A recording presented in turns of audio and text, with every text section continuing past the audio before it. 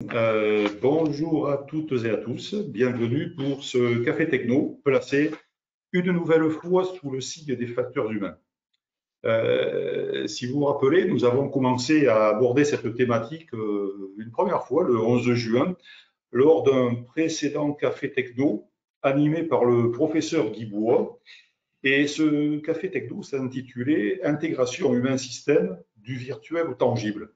Alors, c'était assez conceptuel. À cette occasion, le professeur et les autres animateurs ont fait une approche très précise de l'intégration de l'homme au sein de systèmes complexes qui nous avaient été présentés, notamment postes de pilotage du futur ou autre. Alors, depuis, bien entendu, certains d'entre vous ont continué de manifester leur intérêt sur ce sujet, donc ce qui nous ravit, et à nous solliciter pour essayer de transposer cette approche que nous avait donnée le professeur Guibois au monde de l'industrie qui se transforme et qui se transforme tout particulièrement avec la poussée du digital. D'où le sujet du jour, le facteur humain, levier de réussite de la transformation numérique dans les usines. Donc, pour en parler, nous allons accueillir Alexandre Mouret, qui est expert en ergonomie du Lean, et Guillaume Calvé, qui est ergonome expert aéronautique et systèmes complexes. Après avoir rappelé les enjeux et contextes du manufacturing, puis je pense nous avons fait partager une approche méthodologique simple sur l'approche manufacturing centré humain. Alexandre et Guillaume nous feront le plaisir de partager avec nous 3 exemples d'applications vécues qui traiteront aussi bien de réussite que d'échecs. Nous prendrons tranquillement soin d'analyser chacune de ces expériences en les positionnant au niveau méthode, afin de bien toucher du doigt les approches qui fonctionnent lorsque l'homme est impliqué au bon moment et celles qui fonctionnent moins bien lorsque ce même homme n'est pas impliqué à temps. Avant de passer la parole à nos 2 animateurs, je me présente. Je suis Philippe Fioravanti d'Aerospace Valley et je suis détaché de Dassault Aviation. Donc, je suis particulièrement en charge du projet Industrie 4.0. À la technique, nous avons Jennifer qui vous aidera et surtout mettra à votre disposition en fin de Café Techno un replay sur notre chaîne YouTube du pôle qui vous sera bien entendu accessible. Pendant mes derniers mots, pendant cette présentation, écoutez, profitez du chat pour poser toutes vos questions auxquelles nous répondrons en fin de Café Techno. Et maintenant, place au facteur humain et à nos intervenants. Merci Philippe. Bonjour. Alors, moi je suis. Donc on va vous parler du facteur humain comme levier de réussite de la transformation numérique dans les usines. Guillaume Calvé et moi. Quelques mots de présentation.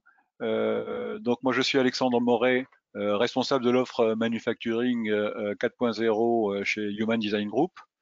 Je viens de passer 15 années chez un constructeur automobile dans lequel j'ai pu exercer et répondre à la question de comment intégrer l'ergonomie dans l'approche lean manufacturing pour fabriquer du véhicule, moteur, boîte de vitesse, etc. Guillaume? Oui, tout à fait. Bonjour à tous. Et merci à l'Aerospace Valley de nous inviter pour ce webinaire et puis notamment au E2 Solutions d'usine du futur. Moi, je suis Guillaume Calvé. J'ai fait une thèse en ergonomie cognitive. Vous allez peut-être comprendre ce que c'est que l'ergonomie cognitive à travers ce qu'on va expliquer aujourd'hui. Je suis responsable depuis quelques années de la R&D de Human Design Group, qui est le groupe leader en en design d'expérience centrée utilisateur, avec 110 personnes et puis 40 ans d'existence.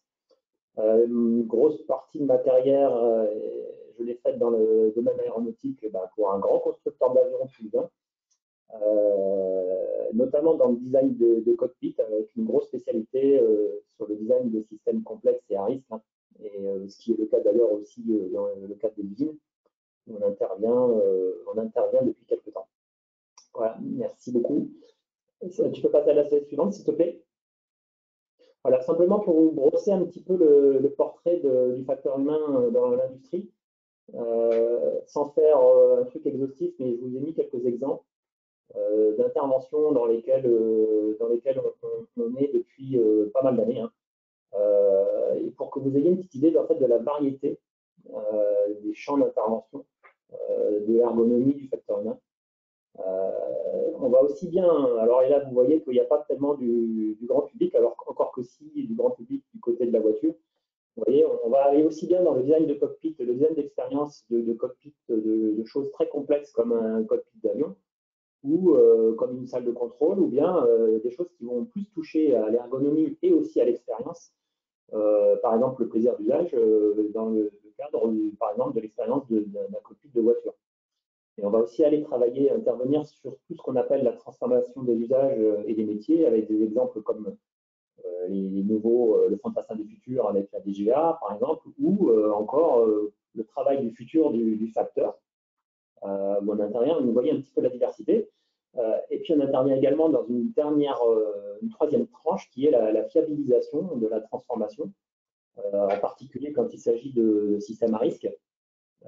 On va aller intervenir aussi bien sur des chaînes de montage, de maintenance, où le risque à l'erreur pour l'opérateur, sa santé est fort, mais aussi pour le système lui-même, par exemple pour un pilote d'avion, on va aller jusqu'à la certification. On est intervenu par exemple sur la certification de cockpit de type 380, 350 pour leur mise en service du point de vue du facteur humain. C'est-à-dire qu'on n'est pas du point de vue de l'ingénieur ou du système, mais du point de vue de l'usage. Et donc, voyez-vous, ça fait une palette très large d'interventions. Et là, ce ne sont que quelques exemples. À partir du moment où il y a un homme qui agit sur une situation, on peut intervenir en réalité. Guillaume, je profite du changement de page pour te signaler qu'il y a un problème de son. Si tu veux, ça grésille, si tu veux. Voilà, alors que tout à l'heure, il était excellent ton son. Voilà. Bon. Alors, peut-être que je tente le casque. Oui, ça sera peut-être plus simple. Oui. Ouais. Donc, je profite que tu changes de support. Donc, pour présenter l'agenda, en fait, ce que je vous propose, c'est que nous procédions en 3 temps. Je vais présenter en fait le manufacturing, comment nous l'approchons dans le cadre d'une transformation numérique, ses enjeux, son approche, et puis 3 exemples, comme l'annonçait Philippe. Ensuite, Guillaume va vous présenter en fait le support digital auquel on peut faire appel pour une transformation numérique, et notamment dans les cas où il y a dans les situations de forte innovation, quand on n'est pas en capacité d'avoir une situation de référence. Vous verrez, on va revenir sur ces notions-là.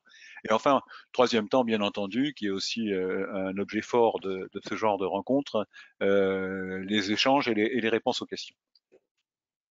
Alors, Très première bien. chose. La première chose, c'est les enjeux et le contexte du manufacturing. J'ai envie de dire que si globalement, au niveau des enjeux du manufacturing, ce sont les mêmes qu'au 4.0, je dirais que l'ampleur est plus importante avec le 4.0. L'objectif du manufacturing 4.0, c'est de gagner en compétitivité et en agilité. Cette notion d'agilité, on la reverra un peu tout à l'heure.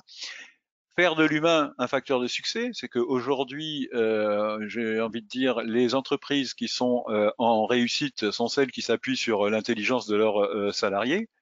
Et puis, bien sûr, préserver le capital humain, puisque dans la situation de travail, ce que l'on recherche, c'est non seulement préserver la santé, mais c'est surtout amener l'opérateur à se développer de manière à ce qu'il puisse, je dirais, apporter encore plus de valeur ajoutée à l'entreprise, dans l'entreprise dans laquelle il œuvre.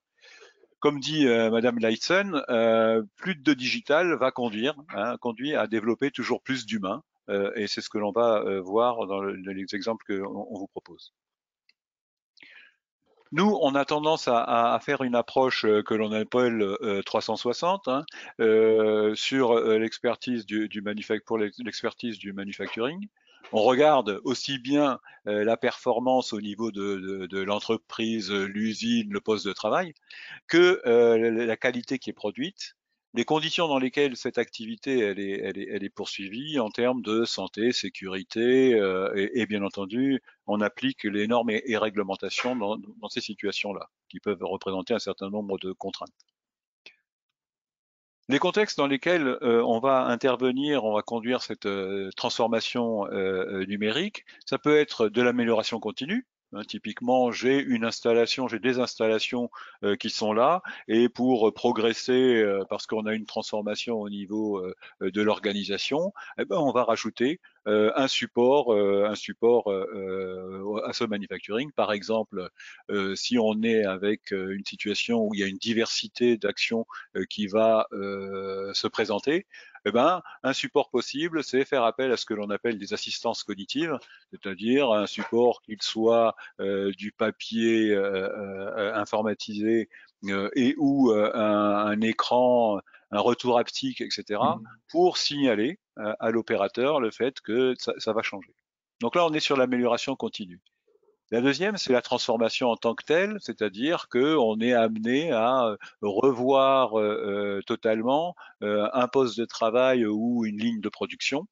Et dans ce contexte, on est dans une phase de conception, hein, si j'ose dire, de conception pour amener cette transformation. Alors là, je parle de transformation, qu'elle soit aussi bien technologique ou qu'elle soit organisationnelle, parce qu'en fait, on a les deux points d'entrée par rapport à la transformation numérique.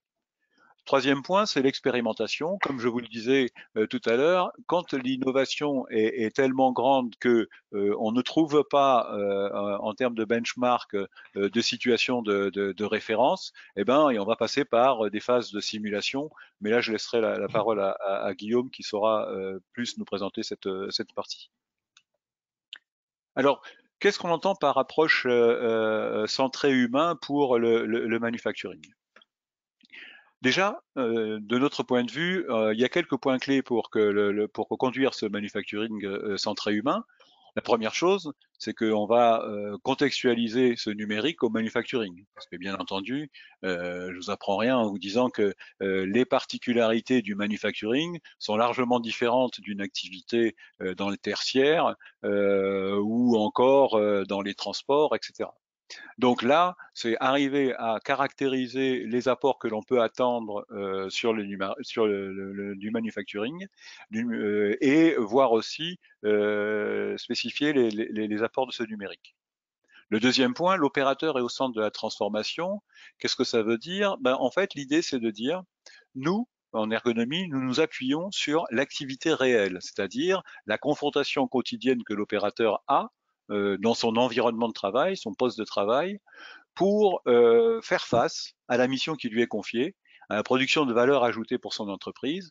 Donc pourquoi l'activité réelle? Eh bien parce qu'en fait, en général, j'ai envie de dire, ce qui est prescrit, hein, ce que doit faire l'opérateur, eh bien rencontre un certain nombre d'aléas et l'opérateur a à faire face à ces aléas. C'est pour ça que dans le cadre du manufacturing, eh ben, on va regarder précisément l'activité de l'opérateur, mais vous le verrez encore plus clairement dans les exemples que l'on va conduire. Comme on est dans une phase de transformation, là pour le coup qu'elle soit numérique ou non numérique, il y a nécessité d'accompagner ce changement parce que pour nous, le centré utilisateur, c'est aussi le fait que l'utilisateur soit un acteur et dans son travail, c'est-à-dire qu'il ait capacité à discuter du travail avec ses collègues et sa hiérarchie, et dans les transformations de ce collègue. Nous on parle de ce travail, pardon. Et on part du principe que l'opérateur impliqué dans ces transformations va avoir deux rôles principaux. D'abord, un, c'est lui qui est le sachant, parce que c'est lui qui sait exactement comment se déroule cette activité.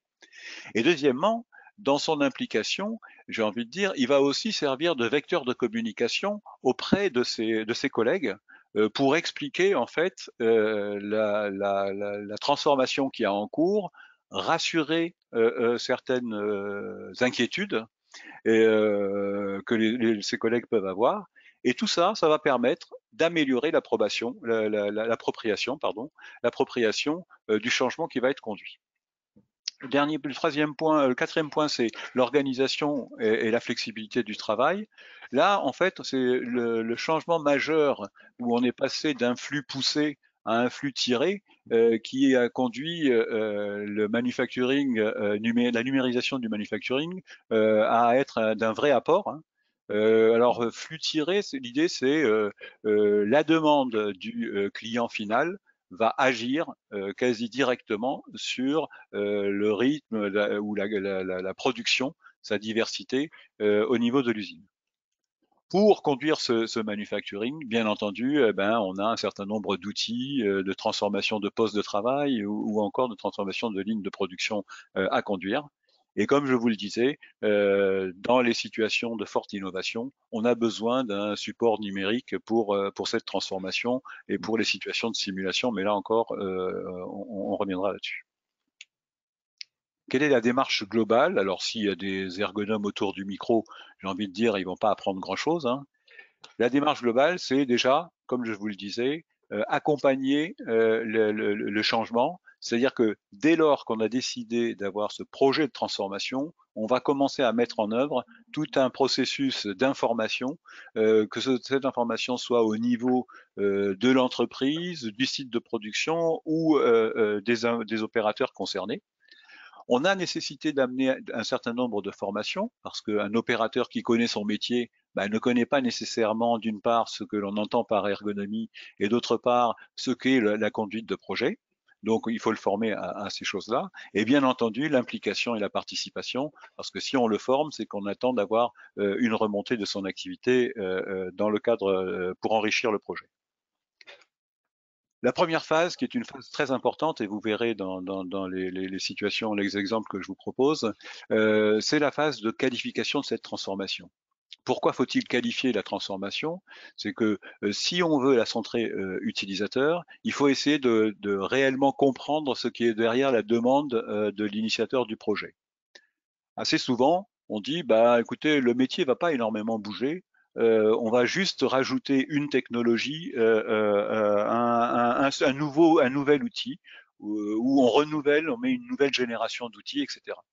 En fait, l'expérience montre que quel que soit l'outil, quelle que soit sa distance entre la génération N-1 et la génération N, de toute façon, ça a un impact sur l'activité. Et là, les exemples sont multiples, hein, où on a pensé que il s'agissait que d'un changement de technologie pour s'apercevoir qu'une des raisons de non-réussite, c'est qu'on n'avait pas intégré le métier là-dedans. Bien entendu, une fois qu'on a décidé de partir sur cette transformation numérique, il faut savoir sur quoi on va accrocher cette transformation numérique et c'est la raison pour laquelle nous avons tendance à dire regardons l'activité réelle, essayons de voir par un diagnostic approfondi ce qui dans l'activité, ce sur quoi la transformation numérique va s'ancrer. Elle va s'ancrer de deux manières. D'une part, c'est pas mal si elles amènent des bénéfices aux opérateurs comme à l'entreprise.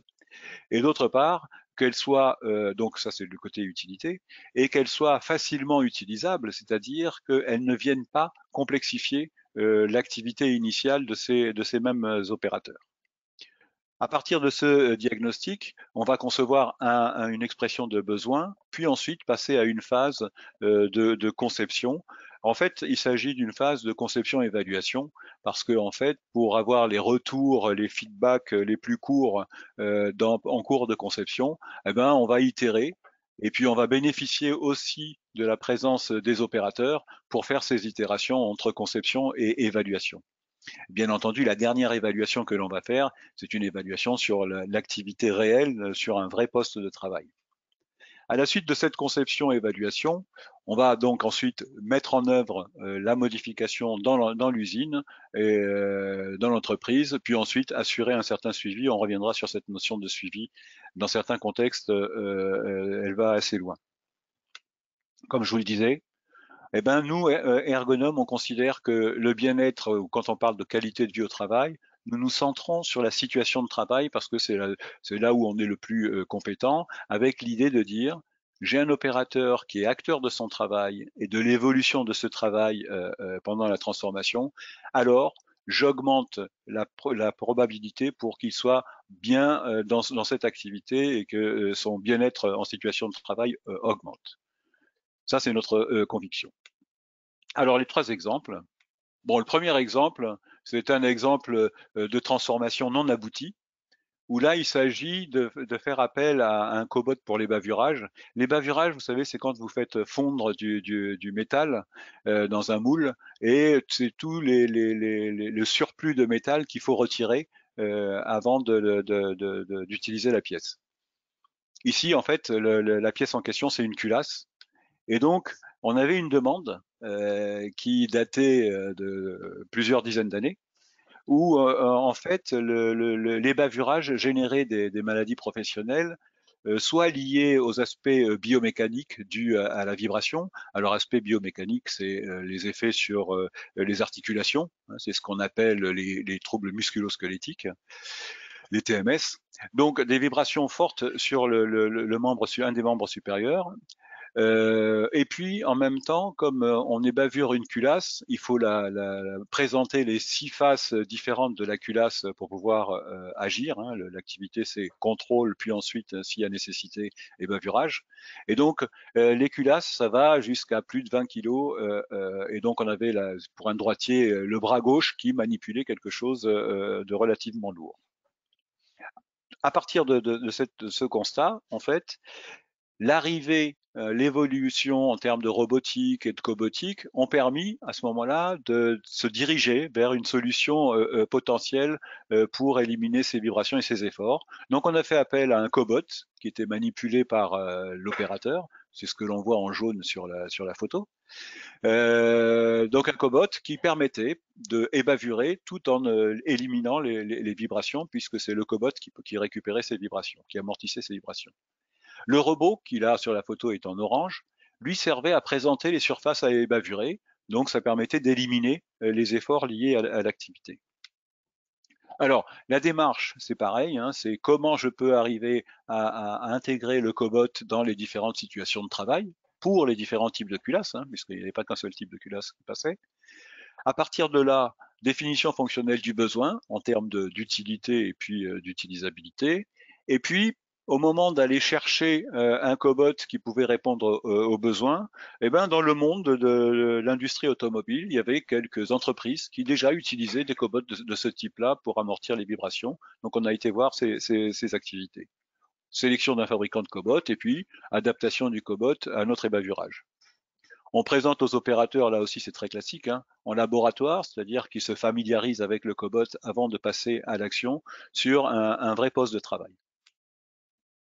Les résultats, on réussit bien à éliminer les efforts, hein, puisque le robot qui est en orange sur notre photo, là, il présente bien la culasse avec sur ses 6 faces à ébavurer.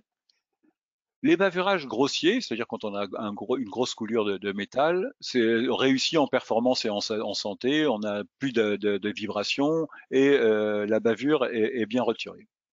En revanche, là où ça marche pas, ce sont les ébavurages fins. Alors, dans ces cas-là, l'opérateur se retrouve à forcer contre le cobot pour pouvoir ébavurer. Et donc, si les vibrations sont absorbées, on s'aperçoit qu'il y a d'autres sollicitations, hein, des efforts au niveau des articulations pour tenir le bras du cobot qui apparaissent. Et d'autre part, la performance hein, en termes d'ébavrage des petites retrait des petites bavures, eh ben, le résultat n'est pas au rendez-vous. Donc de fait, les opérateurs n'acceptent pas le cobot parce que il n'est pas très utile en fait, hein, puisque après il faut reprendre la main. Et la dernière chose, c'est que la maturité du cobot n'est pas au rendez-vous parce qu'il y a pas mal de pièces qui ne tiennent pas les vibrations et qui cassent. Donc on abandonne le cobot et aujourd'hui malheureusement on n'a toujours pas trouvé la solution qui permettrait d'absorber nos vibrations et nos efforts. Une situation qui est récupérée, là on sort un peu de l'industrie, mais bon, j'aime bien donner cet exemple, c'est en fait un changement de système d'information dans une coopérative céréalière Pourquoi ils changent de système d'information? C'est pour intégrer l'ensemble des services dans ce système, la réception des céréales, le paiement des adhérents, les magasins d'approvisionnement, etc. Et la demande qui m'est adressée, c'est en fait, elle vient d'une SS2I, on appelle ça les sociétés informatiques, qui est de produire les supports de formation à l'utilisation de l'outil et à la conduite de la mise en œuvre de cette formation. On découvre au moment où on est en train de recueillir des données pour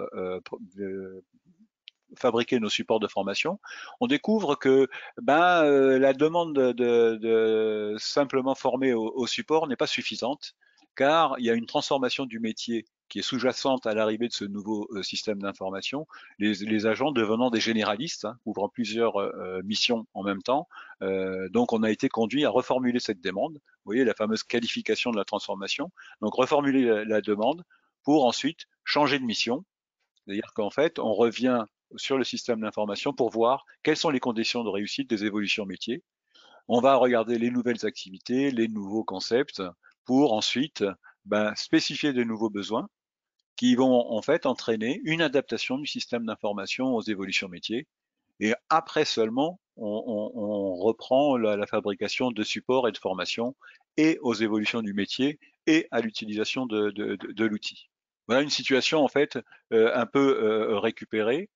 On va accompagner pour la première moisson, comme je vous le disais, nous en ergonomie, on s'intéresse à l'activité réelle. Donc là, on a accompagné la première moisson après la fabrication de la mise à jour du système d'information, l'accompagnement de la coopérative pour et l'arrivée des céréales, la livraison des céréales, l'approvisionnement des magasins, etc., pour voir si les utilisateurs arrivaient à manipuler le nouveau système d'information de manière efficiente. La démarche, en fait, avant de vous présenter l'expérience réussie, la démarche que l'on met en œuvre pour les exosquelettes. Bon, je ne vais pas revenir sur la qualification de la transformation, mais sachez que pour un support comme les exosquelettes, mais c'est vrai aussi pour d'autres supports, par exemple l'arrivée d'un système de tablettes sur les lignes de production, mise à disposition de la maîtrise de l'encadrement de proximité, où les personnes considèrent que la tablette permet de faire exactement la même chose que le PC classique sur un bureau, ce qui est une vraie erreur, mais bon. Donc voilà, qualification de la transformation. Puis ensuite, on va exprimer le besoin. Et on va rechercher sur le marché si oui ou non il y a un exosquelette qui existe et qui peut répondre aux besoins avec une plus ou moins grande adaptation. Si c'est pas le cas, on va, je dirais, concevoir un nouvel exosquelette. Puis le principe de la démarche, c'est qu'à chacune de nos étapes, l'acceptation, l'évolution en laboratoire, l'évaluation poste de travail, etc., à chacune de ces étapes, on a capacité à abandonner l'exosquelette que l'on va tester. Ça, c'est un principe de base pour ne pas se retrouver avec un échec. C'est le principe du feedback, de la boucle de feedback courte. Donc, l'expérience réussie, pour ce qui concerne l'expression des besoins, la demande, c'est nous avons plusieurs sollicitations biomécaniques, donc fameuses articulaires, bioénergétiques, c'est-à-dire les efforts qui sont faits, et aujourd'hui, on n'a pas de solution technique, puisque vous savez, les aides à la manutention qui sont des palans, qui sont des potences, ce genre de choses, ne permet pas de répondre aux situations de travail que l'on a. Et on n'a pas de réponse organisationnelle, par exemple, faire des rotations entre les postes de travail ne suffisent pas à retirer la contrainte biomécanique. Donc, on explore les potentialités technologiques, et là, on va pouvoir, les exosquelettes semblent être des bons candidats, on va passer par une phase d'expression du besoin, toujours le même système, on regarde l'activité, et on va caractériser l'aide physique qui est la plus appropriée compte tenu de l'environnement et des caractéristiques de l'activité. Et là-dessus, bon, on regarde le marché au niveau des exosquelettes. On va donc explorer ce marché, mais l'exploration du marché ne va pas se faire que par une compétence. On a besoin d'avoir une exploration pluridisciplinaire parce que le métier va dire l'arrivée de l'exosquelette, il me transforme le métier à la marge, c'est acceptable. Il me le transforme complètement, ça n'est pas acceptable. J'ai pas ma qualité, j'ai pas ma performance. La prévention, ben, il faut faire attention à la sécurité dans laquelle on soumet les opérateurs, les méthodes, l'ergonome. Dans la prévention, j'ai oublié, il y a le médecin du travail aussi, hein, qui importe sur les effets des exosquelettes, c'est assez important. Ensuite, on a des candidats d'exosquelettes, on va faire des démonstrations, des essais avec les opérateurs en dehors des situations de travail, évaluer la maturité de ces dispositifs, et puis on va sélectionner un ou deux exosquelettes candidats que l'on va soumettre à évaluation. Première étape, une fois qu'on a récupéré ces deux exosquelettes, ben on va regarder l'acceptation de cet exosquelette par les opérateurs cibles de la transformation en question. Donc ils vont se familiariser avec l'exosquelette, faire des mouvements de l'habillage, déshabillage de l'exosquelette, regarder l'impact sur le schéma corporel. Parce que comme l'exosquelette, c'est quelque chose qui est rajouté sur votre squelette, le schéma corporel, il peut être changé. C'est comme ça que moi j'ai vu quelqu'un porter un exosquelette. À l'époque, il pesait 9 kilos et la personne est partie en arrière, a failli tomber. Donc on savait que déjà celui-là était réglé.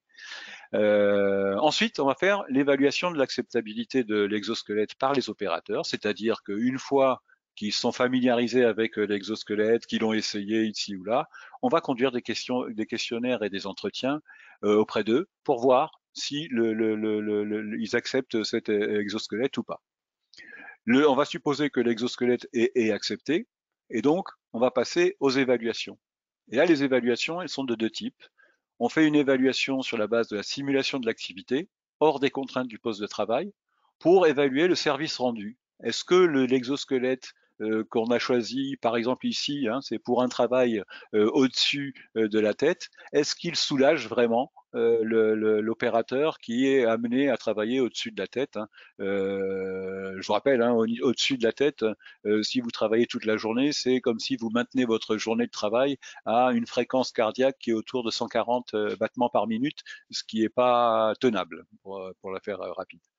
Donc, l'utilité, les conditions de son utilisation, une des difficultés que l'on a avec les exosquelettes, c'est leur intégration de l'activité, c'est-à-dire pour l'activité où ils sont supportés, ça marche, mais on n'a pas que le travail main en l'air. On peut aller chercher une pièce, on peut faire autre chose. Est-ce que l'exosquelette permet de conduire ces types d'opérations?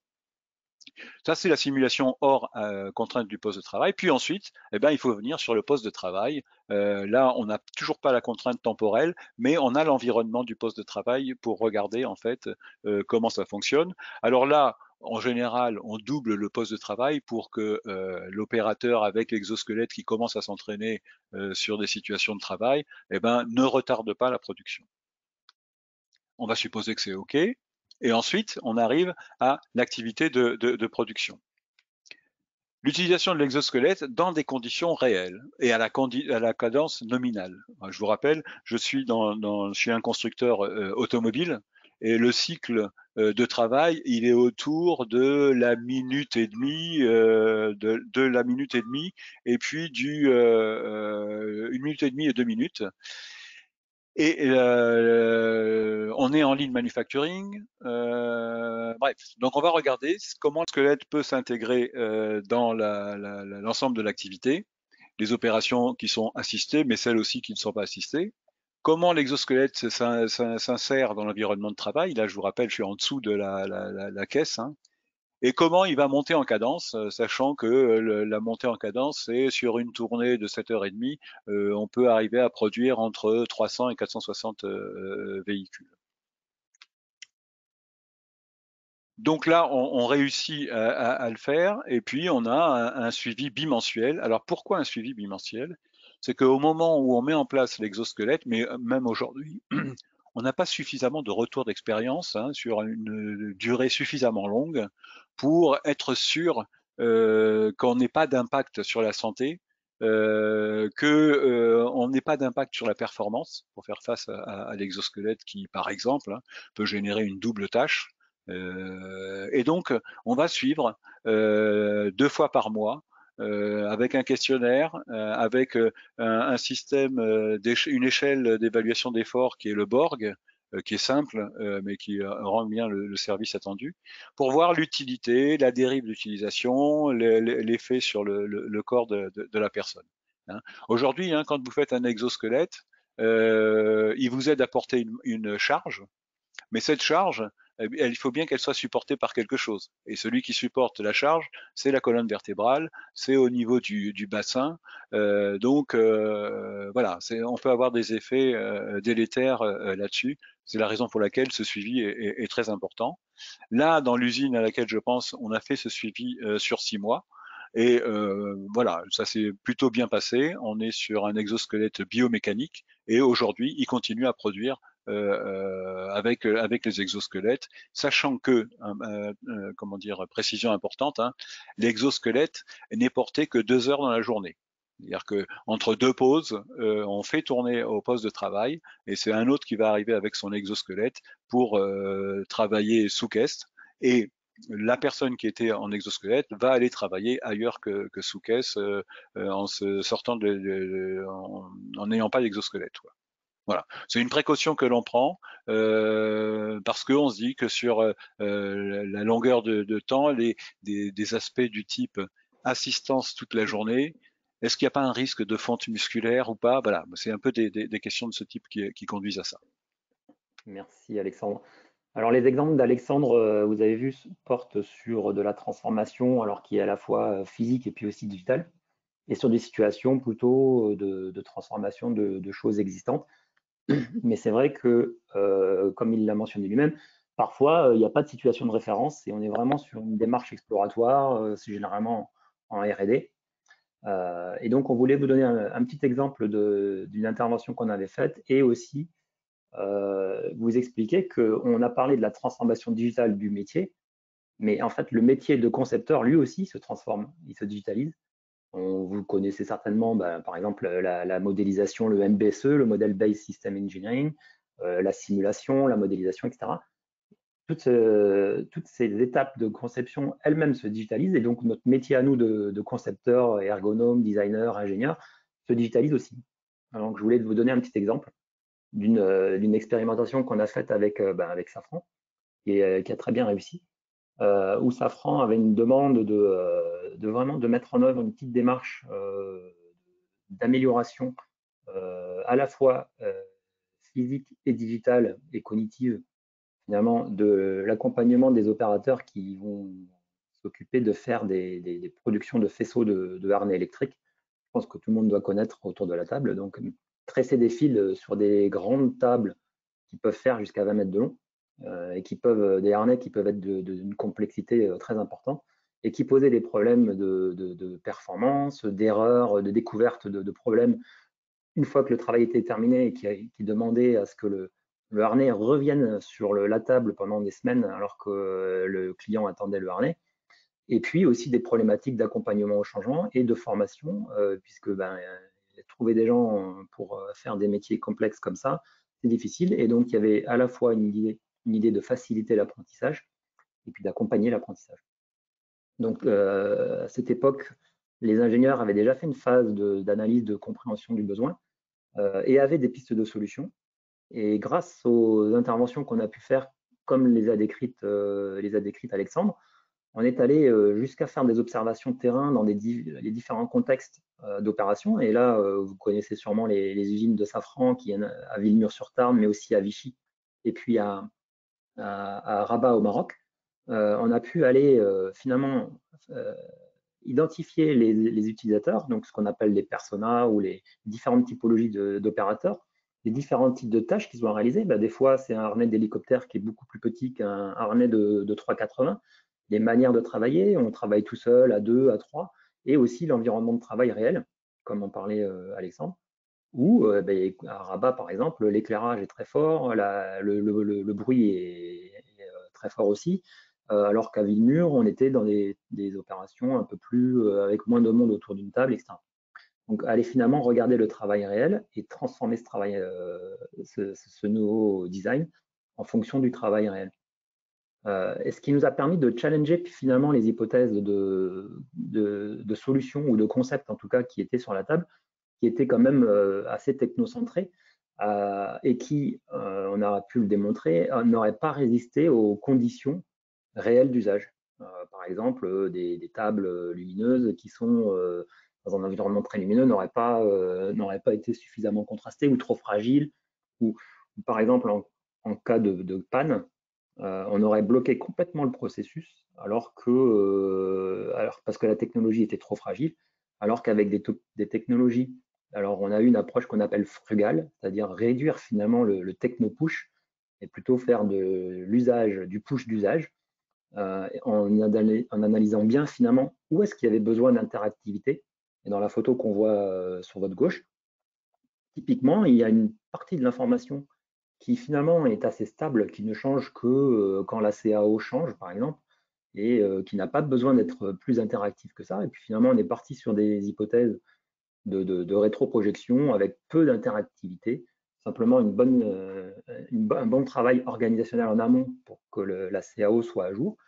Et puis, quand l'opérateur en a besoin, là, on peut passer sur des technologies plus digitales et plus interactives avec des étiquettes de scan pour aller chercher de l'information sur une tâche bien particulière.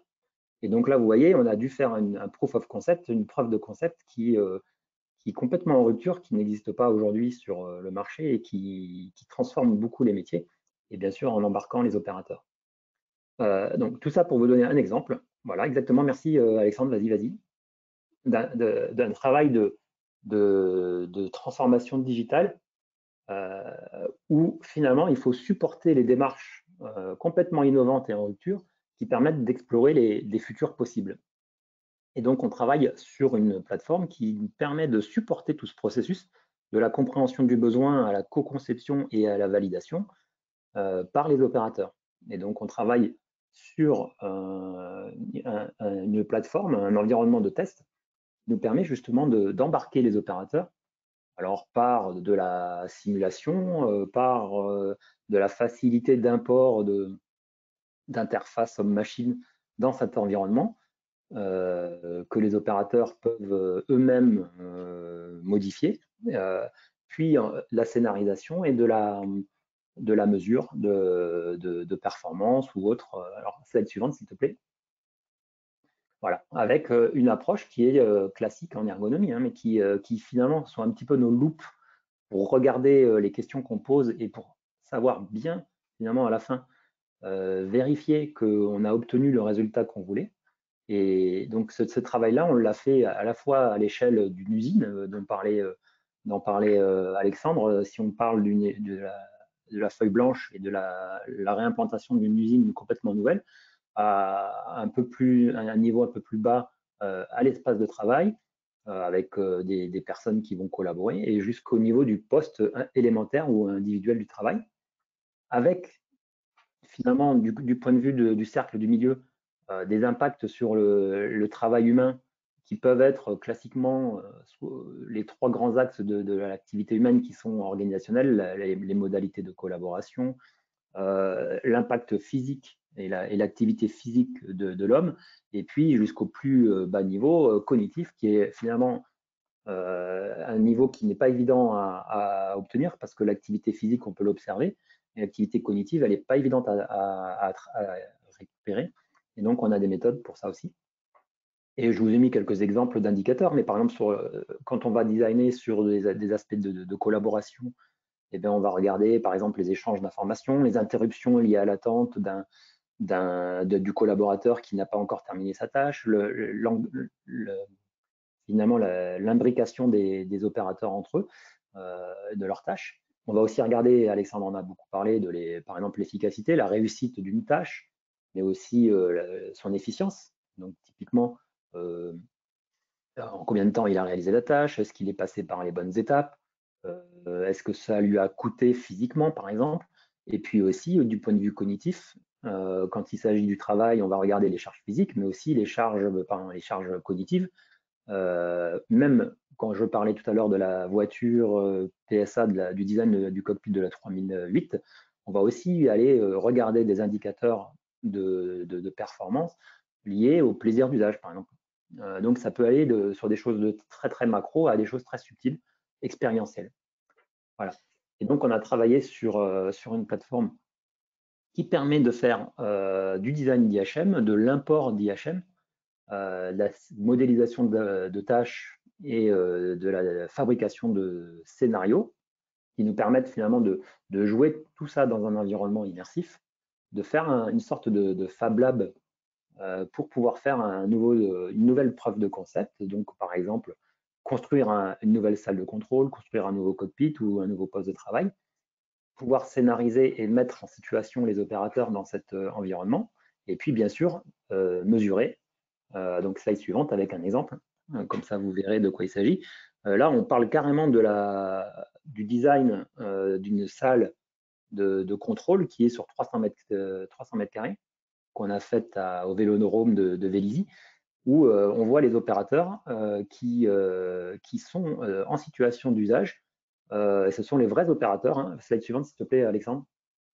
Ce sont les vrais opérateurs qui sont immergés dans leur future salle de contrôle et puis qui peuvent eux-mêmes venir modifier un peu le layout de la salle, les écrans, les IHM. Là, j'ai pas mis d'IHM parce qu'il y avait des problèmes de confidentialité, mais des IHM qui sont interactives. Et puis, on peut aller jusqu'à scénariser.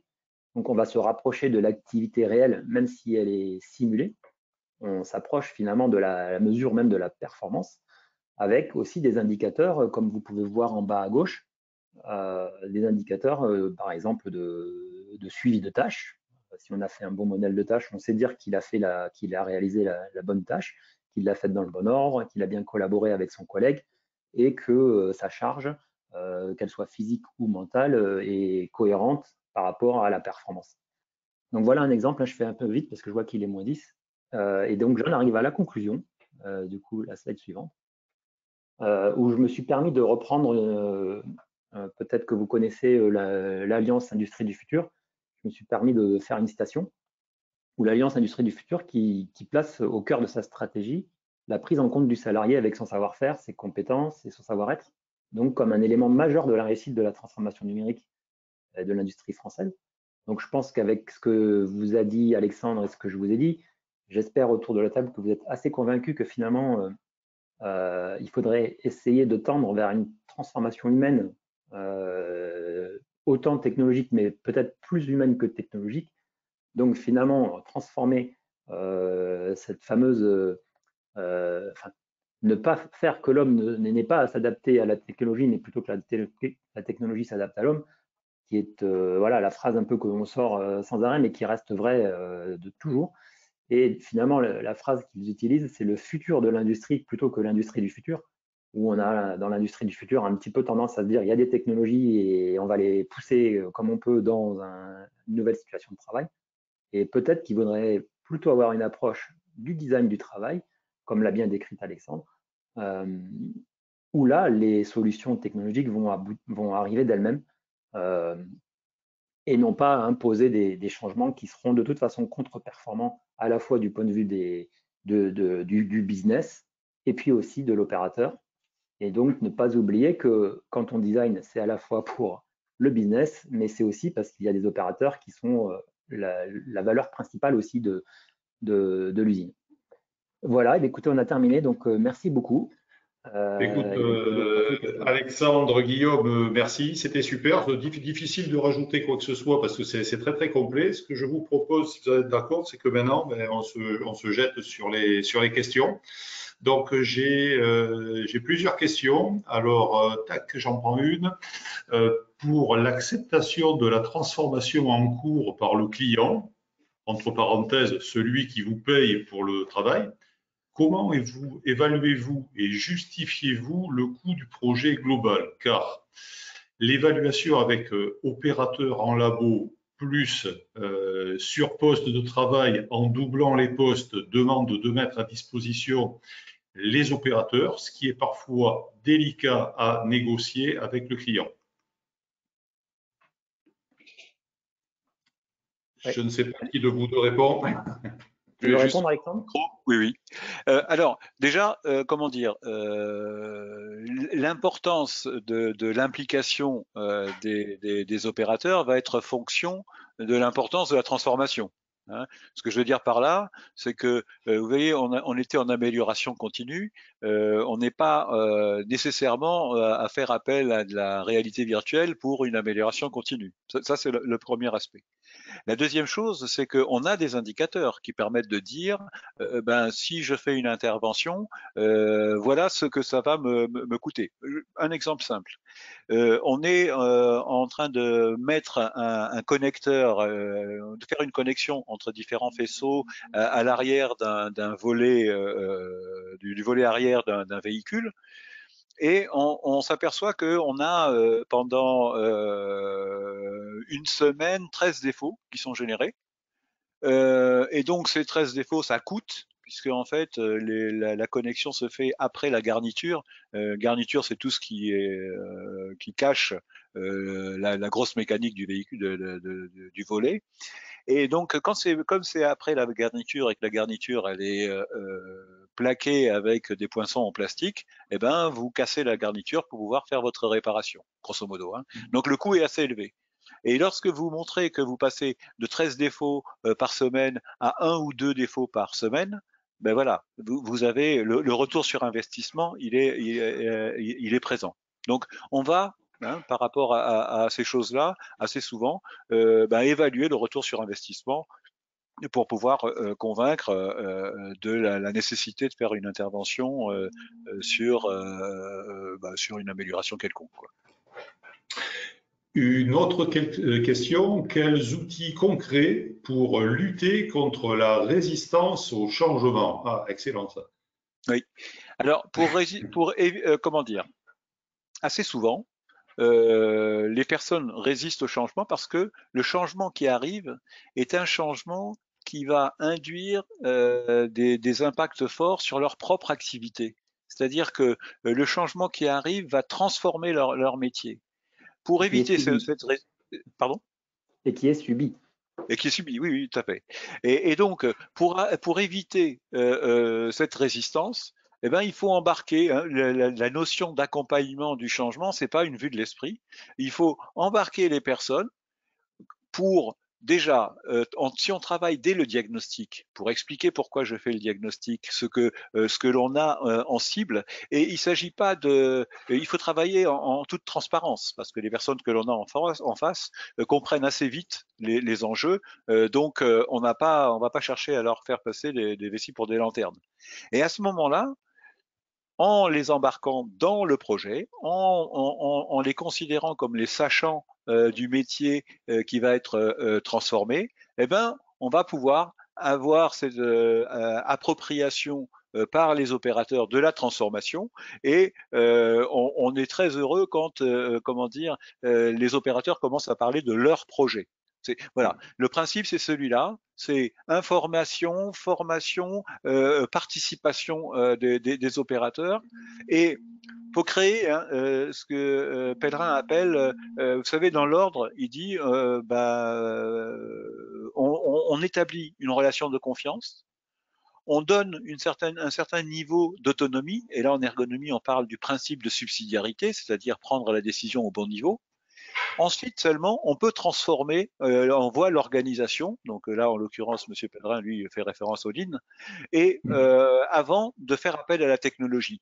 Parce que la technologie, elle doit venir comme un support de votre transformation organisationnelle, de votre transformation sur les modes de production, etc.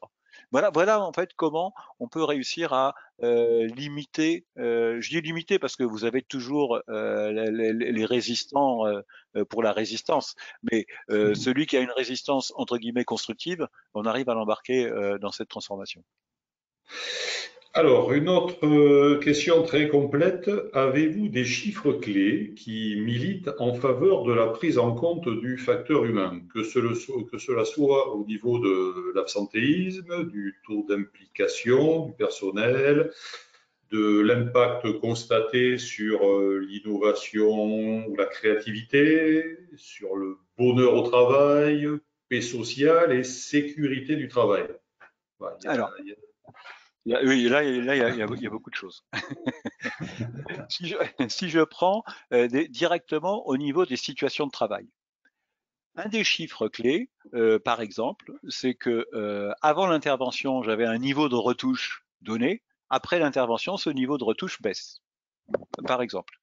Si, par exemple, là où j'étais, moi, la minute de retouche, elle était autour de 1 000 euros, quand vous passez d'un 800-900 minutes de retouche à une petite quinzaine de minutes de retouche, eh ben, on arrive à gagner quelque chose, quoi. Voilà un exemple. Un autre exemple qui est un peu plus compliqué à montrer, bon, l'absentéisme, on va pas avoir la faiblesse de penser que la seule action sur les modifications des conditions de travail vont réduire à eux seuls l'absentéisme, même s'ils y contribuent largement. Hein. Quand vous avez un absentéisme pour des maladies professionnelles et que vous avez réduit la maladie professionnelle, de fait, c'est gagné. Mais pire que ça, dans un cadre de maladie professionnelle, on a ce que l'on appelle les coûts cachés. Et les coûts cachés, c'est par exemple, vous voyez, quand il y a une personne qui n'arrive plus à tenir son poste de travail, eh ben, il va falloir remplacer, ça c'est un coût qu'on arrive à évaluer. Il va falloir former, un coût qu'on arrive aussi à évaluer. Mais pendant que s'installe votre maladie professionnelle, la qualité, elle baisse. Et là, c'est compliqué à évaluer le coût représenté par cette baisse de qualité. D'accord. Pour autant, c'est là où on rejoint le nombre de retouches qui sont amenées. Mais pire que ça, c'est lorsque le défaut vous a échappé et qu'il arrive chez le client final. Là, c'est la catastrophe. D'accord. Bon, voilà. On a un certain nombre de choses de ce type-là. Quand on parle de bonheur au travail, c'est pour ça que moi j'ai bien indiqué le bien-être en situation de travail.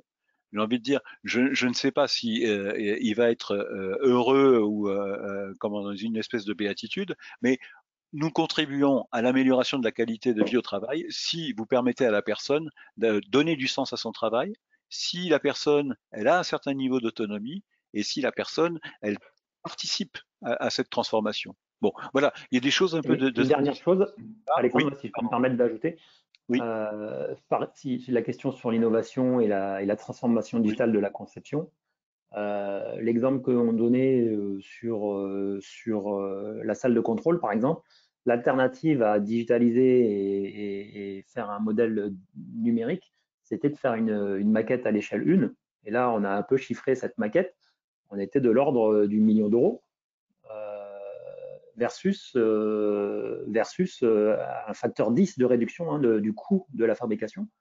Et par ailleurs, le gain au niveau du temps est aussi impressionnant, puisque là, pour fabriquer une salle à l'échelle 1, il va falloir des mois, alors que là, en digital, on a mis quelques semaines pour modéliser quelque chose de satisfaisant du point de vue des indicateurs qu'on voulait vérifier.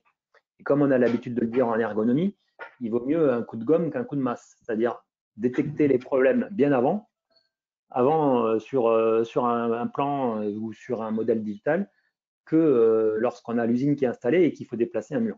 Et là, les coûts des changements sont de facteurs, alors je ne me rappelle plus des facteurs, c'est chiffré, il y a des papiers dans la littérature qui indiquent les coûts de la modification, comme disait Alexandre, en fonction de la maturité du projet.